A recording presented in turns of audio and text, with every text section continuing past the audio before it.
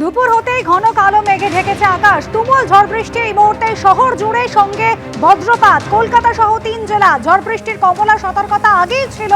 হালকা থেকে মাঝারি বৃষ্টির সঙ্গে 40 থেকে 50 কিলোমিটার দমকা হাওয়ার পূর্বাভাস। এই মুহূর্তে এসএসকেএম হাসপাতালের ছবি দেখতে পাচ্ছেন, একেবারে জলমগ্ন পরিস্থিতি।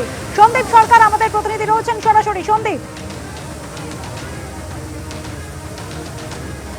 দেখো এই মুহূর্তে রীতিমতো জল ডুবি এসএসকেএম হাসপাতালের যে জায়গাতে আমরা রয়েছি, এটা হচ্ছে রোনাল্ড রস বিল্ডিং।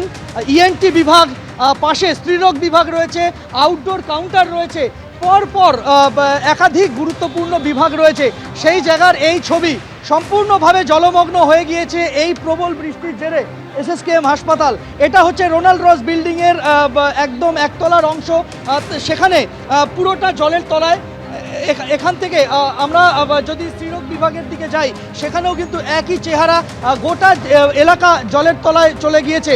সঙ্গে কার্ডিওলজি বিভাগ, সেই কার্ডিওলজি বিভাগেও কিন্তু সেখানে জলমগ্ন অবস্থা।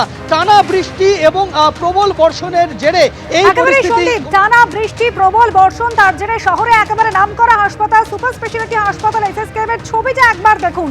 শহরে নানা প্রান্তে জল ছবি তুলে ধরবো, কিন্তু একটা ছোট্ট বিরতির পর। সঙ্গে থাকুন।